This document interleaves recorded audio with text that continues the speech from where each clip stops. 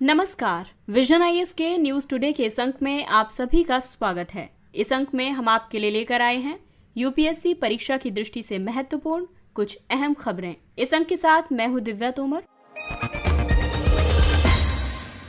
आइए सबसे पहले बात करते हैं इस अंक की हेडलाइंस के बारे में। एनिमेशन, विजुअल इफेक्ट्स, गेमिंग और कॉमिक पर गठित टास्क फोर्स ने राष्ट्रीय AVGC XR यानी एक्सटेंडेड रियलिटी मिशन गठित करने की सिफारिश की। सामाजिक न्याय और अधिकारिता पर संसदीय समिति ने विमुक्त, घुमंतु और अर्ध घुमंतु जनजातियों का शीघ्र वर्गीकरण करने की सिफारिश की। भारत के नियंत्रक और महालेखा परीक्षक ने असम राष्ट्रीय नागरिक रजिस्टर की अपडेशन प्रक्रिया में विसंगतियों का पता लगाया। भारत के राष्ट्रपति ने प्रसाद योजना के तहत आंध्र प्रदेश में श्रीशैलम मंदिर के विकास की परियोजना का उद्घाटन किया। राष्ट्रीय बाल अधिकार संरक्षण आयोग ने धन जुटाने के लिए सुभेद्य बच्चों का चित्रण करने को लेकर गैर सरकारी संगठनों को चेतावनी दी। भारतीय मौसम विज्ञान विभाग ने उत्तर भारत में प्रबल शीतलहर जारी रहने का पूर्वानुमान किया। और आइए अब खबरों पर विस्तार से चर्चा करते हैं। इस अंक की सबसे पहली खबर सूचना एवं प्रौद्योगिकी पर आधारित है। एनिमेशन, विजुअल इफेक्ट्स, गेमिंग और कॉमिक पर गठित टास्क फोर्स ने राष्ट्रीय AVGC XR यानी एक्सटेंडेड रियलिटी मिशन गठित करने की सिफारिश की है। AVGC एक्सटेंडेड रियलिटी पर टास्क फोर्स ने realising AVGC extended reality sector potential in India शीर्षक से एक रिपोर्ट जारी की है। इस टास्क फोर्स का गठन सूचना और प्रसारण मंत्रालय ने किया है। इस रिपोर्ट में AVGC क्षेत्र के एकीकृत संवर्धन और विकास के लिए बजटीय आवंटन खर्च की सिफारिश की गई है।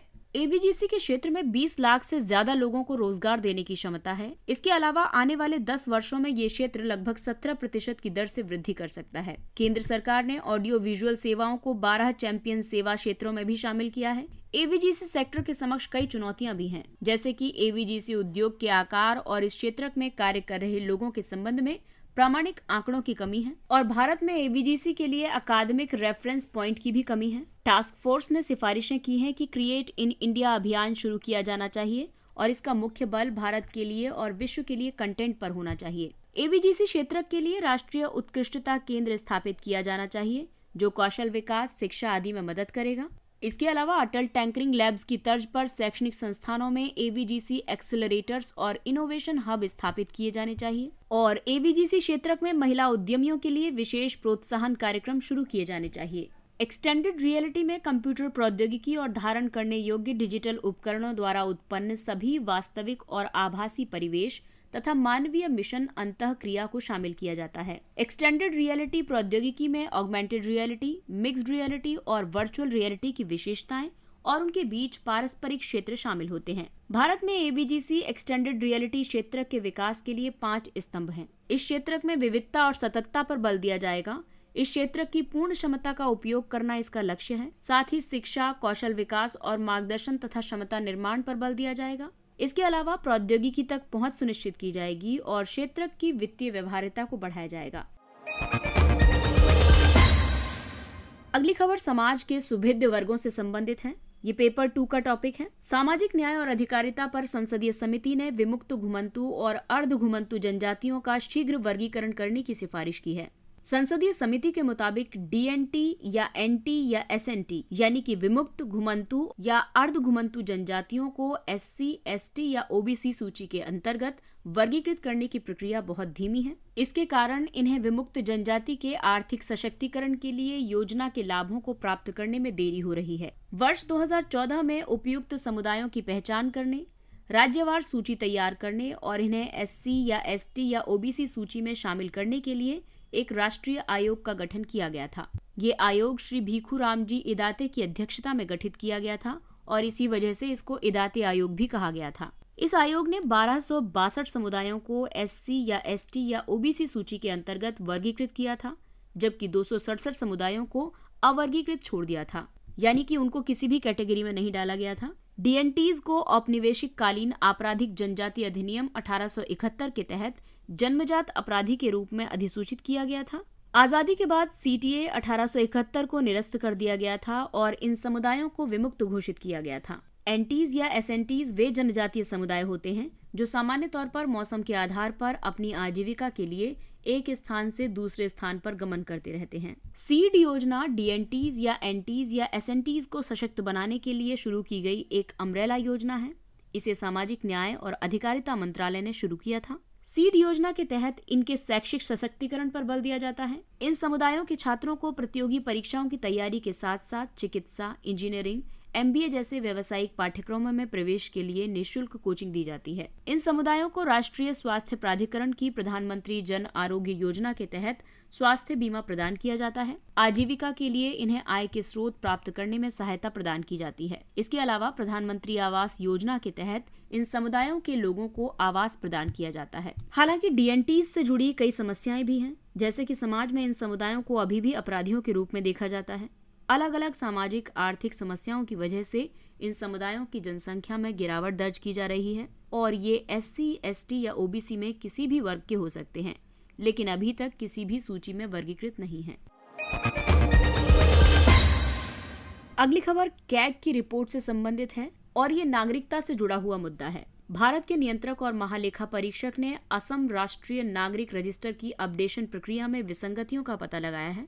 कैग ने असम में NRC अपडेशन परियोजना के लिए लॉजिस्टिक संबंधी व्यवस्थाओं के अनुपालन ऑडिट पर रिपोर्ट जारी की। इस रिपोर्ट में असम में NRC को अपडेट करने में डेटा से छेड़छाड़ से जुड़े जोखिम को बताया गया है। कैग की रिपोर्ट में ये कहा गया है कि NRC को अपडेट करने की प्रक्रिया के लिए ज्यादा सुरक्षित और विश्वसनीय सॉफ्टवेयर की जरूरत होती है, लेकिन सॉफ्टवेयर को अव्यवस्थित तरीके से विकसित किया गया है। भविष्य में NRC डेटा के साथ छेड़छाड़ की जा सकती है। रिपोर्ट में ये भी मेंशन किया गया है कि ज्यादा समय लगने और सॉफ्टवेयर के अपडेशन के कारण परियोजना की लागत में वृद्धि हुई है। आपको बता दें कि NRC उन लोगों का एक आधिकारिक रिकॉर्ड है जो कि भारत के वैध नागरिक हैं। वर्तमान में NRC तैयार करने वाला असम एकमात्र राज्य है। इसे पहली बार वर्ष 1951 में तैयार किया गया था। वर्ष 2019 में इसे अंतिम रूप से अपडेट किया गया था। NRC को नागरिकता अधिनियम 1955 और नागरिकता, नागरिकों का पंजीकरण और राष्ट्रीय पहचान पत्र जारी करना नियम 2003 के प्रावधानों के तहत अपडेट किया गया है। असम NRC में केवल उन्हीं लोगों और उनके वंशजों को भारतीय नागरिक माना गया है जिनके नाम 24 मार्च 1971 तक की किसी मतदाता सूची में या 1951 के NRC में मौजूद हैं। असम का जो NRC अपडेशन है उसके मूल को वर्ष 1985 के असम समझौते में देखा जा सकता है। NRC में किसी व्यक्ति का नाम शामिल नहीं होने का मतलब ये नहीं है कि उसे विदेशी घोषित कर दिया जाएगा। जिन व्यक्तियों के नाम NRC सूची में शामिल नहीं हैं, उनके पास विदेशी विषयक अधिकरण यानी फॉरेनर्स ट्रिब्यूनल के समक्ष अपना पक्ष रखने का विकल्प मौजूद है। अगला टॉपिक आर्ट एंड कल्चर से संबंधित है। भारत के राष्ट्रपति ने प्रसाद योजना के तहत आंध्र प्रदेश में श्रीशैलम मंदिर के विकास की परियोजना का उद्घाटन किया। इस परियोजना को केंद्रीय पर्यटन मंत्रालय के तीर्थ यात्रा, कायाकल्प और आध्यात्मिक विरासत संवर्धन अभियान यानी कि प्रसाद राष्ट्रीय मिशन के तहत स्वीकृत और कार्यान्वित किया गया है। ये केंद्रीय क्षेत्र की योजना है। इसका उद्देश्य रोजगार सृजन और आर्थिक विकास के लिए तीर्थ और विरासत से संबंधित पर्यटन स्थलों का उपयोग करने के लिए एकीकृत अवसंरचना विकास पर ध्यान देना है। आंध्र प्रदेश का श्रीशैलम प्रमुख ज्योतिर्लिंगों में से एक है और ऐसे ही अन्य ज्योतिर्लिंग हैं। उज्जैन मध्य प्रदेश में महाकालेश्वर, उत्तराखंड में केदारनाथ, मध्य प्रदेश के शिवपुरी में ओंकारेश्वर, झारखंड के देवघर में वैद्यनाथ, गुजरात के दारुका वनम में नागेश्वर, उत्तर प्रदेश के वाराणसी में काशी विश्वनाथ, गुजरात के सौराष्ट्र में सोमनाथ, महाराष्ट्र के औरंगाबाद में घृष्णेश्वर, महाराष्ट्र के नासिक में त्र्यंबकेश्वर, आंध्र प्रदेश के श्रीशैलम में मल्लिकार्जुन, महाराष्ट्र के पुणे में भीमाशंकर और तमिलनाडु के रामेश्वरम में रामेश्वर। आंध्र प्रदेश के श्रीशैलम मंदिर की बात करें तो ये कृष्णा नदी के तट पर स्थित नल्ला मल्ला पहाड़ियों की चोटी पर स्थित है। ये मंदिर भगवान शिव यानी भगवान मल्लिकार्जुन स्वामी और देवी पार्वती, जिन्हें आंध्र प्रदेश में देवी भ्रमरांबा के नाम से माना जाता है, उनको समर्पित है। ये भारत का एकमात्र ऐसा मंदिर है जो शैव और शाक्त दोनों के उपासकों के लिए पवित्र है। इसके पीठासीन देवता लिंगम के आकार में भ्रमरांबा मल्लिकार्जुन स्वामी हैं। इसे भगवान शिव के 12 ज्योतिर्लिंगों में से एक और पार्वती के 18 महाशक्ति पीठों में से एक माना जाता है। इसे पाडल पेत्रा स्थलम में से एक के रूप में भी वर्गीकृत किया गया है, जिसे तमिल तेवरम भजनों में गौरवान्वित किया गया है। इसका प्राचीनतम उल्लेख सातवाहन राजवंश के शासक पुलुवामी के 2री शताब्दी ईस्वी के नासिक शिलालेख में मिलता है। इस मंदिर को 200 से 300 ईस्वी के दौरान इक्ष्वाकु शासकों का संरक्षण भी प्राप्त था। वहीं 1325 से 1448 तक रेड्डी शासकों के समय इसका स्वर्ण युग माना गया है। इसके अलावा चालुक्य, काकतीय और विजयनगर साम्राज्य ने भी इसके विकास में योगदान दिया था। अगली खबर बाल अधिकारों से जुड़ी हुई है। ये पेपर 1 का टॉपिक है। राष्ट्रीय बाल अधिकार संरक्षण आयोग ने धन जुटाने के लिए सुभिद्ध बच्चों का चित्रण करने को लेकर गैर सरकारी संगठनों को चेतावनी दी। जैसे कि आपने अक्सर देखा होगा कि कई सारे एनजीओज कई ऐसे बच्चों को जो कि दीनहीन अवस्था में हैं उनको दिखा करके फंड रेज करते हैं। तो इस बात को संज्ञान में लेते हुए आयोग ने बच्चों के अधिकारों की रक्षा के लिए सभी एनजीओज को नोटिस जारी किया है। इस नोटिस में कमजोर नाबालिग बच्चों को दयनीय स्थिति में दिखा करके प्रिंट, सोशल मीडिया आदि पर प्रचार के माध्यम से धन जुटाने से बचने का निर्देश दिया गया है। नाबालिग बच्चों को इस तरह से दिखाना बाल अधिकारों और किशोर न्याय बालकों की देखभाल और संरक्षण अधिनियम 2015 का उल्लंघन है। इसके अलावा इस तरह के नैतिक चित्रण के लिए यूनिसेफ के नैतिक चित्रण के लिए 8 त्वरित कदम यानी 8 quick steps to ethical imagery का पालन करने से बाल अधिकारों को बढ़ावा देने में सहायता मिल सकती है। और बाल अधिकारों को बढ़ावा देने के लिए प्रस्तुत की गई नैतिकता में सबसे पहली बात तो ये है कि वास्तविक स्थिति का सम्मान करना, ताकि तस्वीरों में सम्मानजनक व्यवहार किए जाने के बच्चों के अधिकार को प्रतिबिंबित किया जा सके। इसके अलावा ध्येय और प्रसंग की भी बात है, यानी कि बच्चों की तस्वीरों का उचित उपयोग सुनिश्चित होना चाहिए। तीसरा है कि संपादन और तथ्यों द्वारा बच्चों की तस्वीरों के साथ दिए गए विवरण से जुड़ी जानकारी को अनिवार्य रूप से उपलब्ध कराया जाना चाहिए। चौथा स्टेप यह है कि विषय सामग्री यानी कंटेंट से ऐसी कोई छेड़छाड़ नहीं होनी चाहिए जो कि नैतिक और कानूनी कार्रवाई का आधार बने। पांचवा स्टेप है तस्वीरों का उपयोग बिना किसी व्यावसायिक उद्देश्य से केवल निष्पक्ष चित्रण के लिए होना चाहिए। छठा कदम यह है कि तस्वीरों का उपयोग करने से पहले स्वयं से एक प्रश्न पूछें कि यदि वो उसकी संतान होती तो वो उसे किस रूप में चित्रित करता। ये पॉइंट बहुत ही वैलिड, मानवीय और किसी की भावनाओं को झकझोरने वाला है। सातवां पॉइंट है रूढ़िवादिता से बचना, क्योंकि ये बच्चों को वस्तु विषयक बनाता है और साझा जिम्मेदारी की भावना को कमजोर करता है। इसके अलावा संकट में फंसे बच्चों की रक्षा करना आठवां स्टेप है। उनकी निजता के अधिकार का सम्मान करके तथा उनकी भागीदारी और सुरक्षा सुनिश्चित करके उनके अधिकारों की रक्षा की जा सकती है। हालांकि इस मुद्दे से जुड़ी कई चिंताएं भी हैं। सबसे बड़ी चिंता है बच्चों की शारीरिक सुरक्षा की, क्योंकि फोटो से ये पता चलता है कि वे कैसे दिखते हैं और इससे उनके वर्तमान स्थान का पता लगाया जा सकता है, जिससे अपहरण और धन जुटाने जैसी गतिविधियों को बढ़ावा मिलता है। ये बच्चों द्वारा सहमति देने के अधिकार का उल्लंघन है, क्योंकि उनका फोटो किस रूप में उपयोग किया जाएगा इस पर उनकी सहमति नहीं ली गई होती है। दुष्ट प्रवृत्ति के लोगों द्वारा बच्चों की फोटो के दुरुपयोग की आशंका बनी रहती है। भविष्य में उनकी निजता के उल्लंघन की आशंका भी बनी रहती है। एनसीपीसीआर बाल अधिकार संरक्षण आयोग अधिनियम 2005 के तहत गठित एक वैधानिक निकाय है। इसका गठन देश में बाल अधिकारों की रक्षा और उनसे जुड़े मामलों की देखरेख के लिए किया गया था। इसे लैंगिक अपराधों से बालकों का संरक्षण अधिनियम 2012, निःशुल्क और अनिवार्य शिक्षा का अधिकार अधिनियम 2009 आदि के उचित और प्रभावी कार्यान्वयन की निगरानी का कार्य भी सौंपा गया है। और अगली खबर जलवायु और मौसम से संबंधित है। भारतीय मौसम विज्ञान विभाग ने उत्तर भारत में प्रबल शीतलहर जारी रहने का पूर्वानुमान किया है। शीतलहर को कभी कभी कोल्ड स्नैप या डीप फ्रीज के रूप में भी जाना जाता है। ये एक मौसमी घटना है।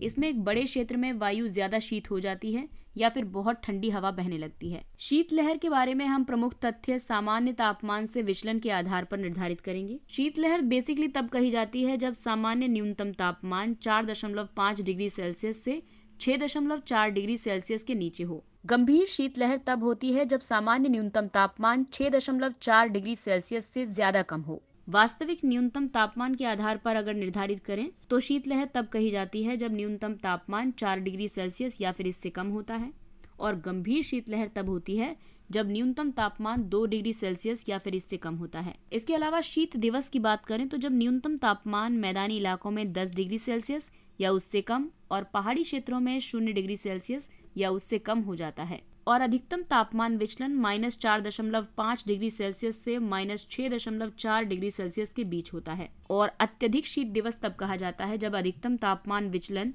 -6.4 डिग्री सेल्सियस से ज्यादा होता है। भारत में शीतलहर के लिए उत्तरदायी मौसम की स्थिति की बात करें तो उत्तर पश्चिम एशिया के ऊपर जेट स्ट्रीम में एक रिज का निर्माण होना शीतलहर के आने का कारण है। रिज बेसिकली उच्च वायुमंडलीय दाब का एक विस्तारित क्षेत्र होता है। इसके अलावा उत्तर और मध्य भारत के ऊपर सतही उच्च दाब केंद्र का निर्माण होता है, तब शीतलहर आती है। और कारणों में देखें तो ऊपरी वायुमंडलीय पवनों की प्रवाह की दिशा में शीत वायु राशियों के संचलन होने, उत्तर पश्चिमी हिमालय पर व्यापक हिमाच्छादन होने और प्रबल पछुआ पवनें इसमें उत्प्रेरक तंत्र की तरह कार्य करती हैं। ये पवनें उत्तर पश्चिम भारत की ओर प्रवाहित होती हैं और उत्तर पश्चिम भारत में पहुंचकर वहां की पवनों की गति को बढ़ा देती हैं और इस तरह से ये पवनें ठंडी हवा को दक्षिण पूर्वी भारत तक बहाकर ले जाती हैं। अध्ययनों से ये भी पता चला है कि भारत के अधिकांश हिस्सों में शीतलहर के लिए लानीना परिघटना उत्तरदायी है, जबकि अल्नीनो के दौरान शीतलहर केवल उत्तर पश्चिमी भारत तक ही सीमित रहती है। भारत सरकार ने शीतलहर को एक आपदा के रूप में अधिसूचित किया है। राष्ट्रीय आपदा प्रबंधन प्राधिकरण ने वर्ष 2021 में शीतलहर पर दिशा निर्देश और कार्य योजना जारी की थी। इस कार्य योजना की मुख्य रणनीति में शामिल है शीतलहर जोखिम की पहचान करना और सुभेद्यताओं का मूल्यांकन करना। इसके अलावा गुणवत्तापूर्ण आरंभिक चेतावनी प्रणाली की स्थापना करना, पूर्वानुमान जारी करना और अलर्ट को प्रसारित करना। साथ ही एनडीएमए के परामर्श से आईएमडी ने चेतावनी प्रसार के लिए एक कलर कोडेड अलर्ट तंत्र विकसित किया है। और आइए बात करते हैं कुछ संक्षिप्त लेकिन महत्वपूर्ण खबरों के बारे में। One nation one gas grid विनियामक मुद्दों से संबंधित कुछ बाधाएं ओएनओजीजी की धीमी प्रगति का कारण बन सकती हैं। One nation one gas grid कई क्षेत्रीय ग्रिडों को जोड़ करके एक राष्ट्रीय ग्रिड बनाने पर केंद्रित पहल है। इससे कई हितधारकों को प्राकृतिक गैस द्वारा उत्पादित ऊर्जा की आपूर्ति करने में मदद मिलेगी। इसके तहत प्राकृतिक गैस आधारित ऊर्जा का उत्पादन और वितरण एक ही गैस प्रणाली के माध्यम से संपूर्ण देश में किया जा सकता है। ओएनओजीजी का उद्देश्य देश में गैस की उपलब्धता में विद्यमान क्षेत्रीय असमानता को कम करना है। आपको बता दें कि पेट्रोलियम और प्राकृतिक गैस विनियामक बोर्ड पाइपलाइनों के निर्माण को मंजूरी देने के लिए जिम्मेदार है। National e governance services limited NESL ने अपने डिजिटल डॉक्यूमेंट एग्जीक्यूशन प्लेटफॉर्म के माध्यम से 1 मिलियन लेन देन प्रोसेस किए हैं। NESL भारत की पहली सूचना उपयोगिता है। ये दिवाला और शोधन अक्षमता संहिता 2016 के तहत भारतीय दिवाला और शोधन अक्षमता बोर्ड में पंजीकृत है। NESL की प्राथमिक भूमिका वित्तीय या परिचालन लेनदार द्वारा प्रस्तुत तथा ऋण के पक्षकारों द्वारा सत्यापित और प्रमाणित किसी भी ऋण या दावे से संबंधित जानकारी रखने वाले कानूनी साक्ष्य के भंडार के रूप में कार्य करना है। NESL सूचना उपयोगिता में लेनदार ऋण संबंधी सूचना प्रस्तुत करता है और देनदार NESL प्रमाणीकरण अनुरोध को स्वीकार करता है और उसे देनदार को प्रेषित करता है। इसके अलावा सूचना प्रमाणीकरण स्थिति पर पुष्टि करता है और देनदार सूचना को प्रमाणित या उस पर आपत्ति प्रकट करता है। ये लेनदारों से ऋण की जानकारी मांग सकता है या दिवाला प्रक्रिया से जुड़े दस्तावेज अपलोड करता है। राष्ट्रीय मोबाइल निगरानी प्रणाली केंद्र 1 जनवरी 2023 से राष्ट्रीय मोबाइल निगरानी प्रणाली के माध्यम से मनरेगा श्रमिकों की उपस्थिति को डिजिटल रूप से सार्वभौमिक बनाएगा। महात्मा गांधी राष्ट्रीय ग्रामीण रोजगार गारंटी योजना के तहत 20 या अधिक श्रमिकों के नियोजन वाले कार्यस्थलों पर राष्ट्रीय मोबाइल निगरानी प्रणाली के माध्यम से उपस्थिति दर्ज कराना अनिवार्य है। NMMS मोबाइल एप्लीकेशन को वर्ष 2021 में ग्रामीण विकास मंत्रालय ने लॉन्च किया था। इसका उद्देश्य अधिक पारदर्शिता लाना और योजनाओं की उचित निगरानी सुनिश्चित करना है। ये महात्मा गांधी राष्ट्रीय ग्रामीण रोजगार गारंटी योजना कार्यस्थलों पर श्रमिकों की जियो टैग की गई तस्वीरों के साथ उनकी रियल टाइम उपस्थिति दर्ज करने की अनुमति देता है। अगला टॉपिक है सामरिक खनिज। खनिज विदेश इंडिया लिमिटेड ने अर्जेंटीना, ऑस्ट्रेलिया और चिली से सामरिक खनिज प्राप्त करने के लिए रुचि प्रकट की है। काबिल खान मंत्रालय के अधीन कार्य करता है। काबिल का गठन वर्ष 2019 में किया गया था। ये 3 केंद्रीय सार्वजनिक क्षेत्रक उद्यमों की एक संयुक्त उपक्रम कंपनी है। ये उद्यम है national aluminium company limited, Hindustan copper limited और minerals exploration and consultancy limited. काबिल सामरिक प्रकृति की विदेशी खनिज परिसंपत्तियों की पहचान और उनका अधिग्रहण करती है। सामरिक या महत्वपूर्ण खनिज ऐसे तत्व हैं जो आवश्यक आधुनिक प्रौद्योगिकियों के मूल घटक हैं। साथ ही इनकी आपूर्ति श्रृंखला के समक्ष अवरोधों का जोखिम मौजूद है। इनमें शामिल है टिन, चांदी, कोबाल्ट, मैग्नीज, टंगस्टन, जस्ता, टाइटेनियम, प्लेटिनम, क्रोमियम, बॉक्साइट, हीरे आदि। बॉम्ब चक्रवात।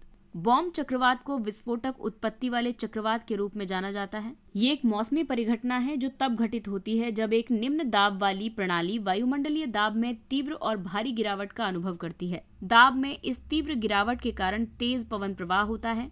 इससे भारी हिमपात, तीव्र पवन प्रवाह और तूफान के अलावा मौसम विनाशकारी हो सकता है। बॉम्ब चक्रवातों की उत्पत्ति आमतौर पर सर्दियों के महीनों में होती है। हालांकि इनकी उत्पत्ति अन्य मौसमों के दौरान भी हो सकती है। बॉम्ब चक्रवात अधिकतर मध्य अक्षांशों में उत्पन्न होते हैं, जैसे कि पूर्वी संयुक्त राज्य अमेरिका, यूरोप और एशिया। Green methanol. राष्ट्रीय ताप विद्युत निगम लिमिटेड और टेक्नीमोंट ने एक समझौता ज्ञापन पर हस्ताक्षर किए हैं। टेक्नीमोंट इटली की एक कंपनी है। इसका उद्देश्य भारत में एनटीपीसी की परियोजना में वाणिज्यिक पैमाने पर हरित मेथनॉल उत्पादन सुविधा विकसित करने की संभावना का संयुक्त रूप से मूल्यांकन करना और पता लगाना है। ग्रीन मेथनॉल एक ऐसी प्रक्रिया के माध्यम से उत्पादित मेथनॉल के रूप में परिभाषित किया गया है जिससे ग्रीन हाउस गैसों की शून्य या न्यूनतम मात्रा का उत्सर्जन होता है। इसे आमतौर पर CO2 की बराबर मात्रा के रूप में मापा जाता है। इसका उत्पादन संधारणीय बायोमास या कार्बन डाइऑक्साइड और नवीकरणीय ऊर्जा से उत्पादित हाइड्रोजन से होता है। ग्रीन मेथनॉल रासायनिक उद्योग के लिए सामग्री के रूप में उपयोगी है। ये नवीकरणीय बिजली के भंडारण में उपयोगी है। ये परिवहन ईंधन के रूप में उपयोगी है। ये समुद्री ईंधन अनुप्रयोगों के लिए वैकल्पिक ईंधन के रूप में उपयोगी है। रंगदम मठ। ये मठ भारतीय पुरातत्व सर्वेक्षण द्वारा संरक्षित है। ये मठ लगभग 200 साल पुराना है। ये मठ लद्दाख में कारगिल के सुरु घाटी के एक अलग हिस्से में स्थित है। सुरु नदी सिंधु की एक सहायक नदी है। ये सुरु घाटी से होकर बहती है। ये एक तिब्बती बौद्ध मठ है जो गेलुग्पा संप्रदाय से संबंधित है। अगला टॉपिक है वीर बाल दिवस। देश में पहली बार वीर बाल दिवस मनाया गया। इसे गुरु गोविंद सिंह के शहीद पुत्रों साहिबजादा बाबा जोरावर सिंह और साहिबजादा बाबा फतेह सिंह को श्रद्धांजलि देकर शुरू किया गया है। दिसंबर के अंतिम सप्ताह को शहीदी सप्ताह के रूप में मनाया जाता है। इस सप्ताह की शुरुआत गुरु गोविंद सिंह के बड़े पुत्रों साहिबजादा अजीत सिंह और साहिबजादा जुझार सिंह की शहादत को याद करके होती है। गुरु गोविंद सिंह का जन्म पटना साहिब में हुआ था। वे सिखों के 10वें गुरु थे। उन्होंने खालसा पंथ की स्थापना की थी और मुगलों के खिलाफ आनंदपुर और चमकौर की लड़ाई लड़ी थी। और आइए अब बात करते हैं सुर्खियों में रहे स्थलों के बारे में। नेपाल, यहाँ की राजधानी काठमांडू है। पुष्प कुमार दहल प्रचंड नेपाल के नए प्रधानमंत्री बन गए हैं। नेपाल भारत और चीन के बीच स्थित एक भू आबद्ध और पहाड़ी देश है। ये 5 भारतीय राज्यों उत्तराखंड, उत्तर प्रदेश, बिहार, पश्चिम बंगाल और सिक्किम के साथ लगभग 1850 किलोमीटर की सीमा साझा करता है। नेपाल की सबसे ऊंची चोटी माउंट एवरेस्ट है जो कि 8,848 मीटर है। ये दुनिया की सबसे ऊंची चोटी भी है। दुनिया के 10 सर्वाधिक ऊंचे पर्वत शिखरों में से 8 नेपाल में स्थित हैं। नेपाल की प्रमुख नदियां हैं कंकई, कोशी, बागमती और गंडकी जो कि गंगा की सहायक नदियां हैं।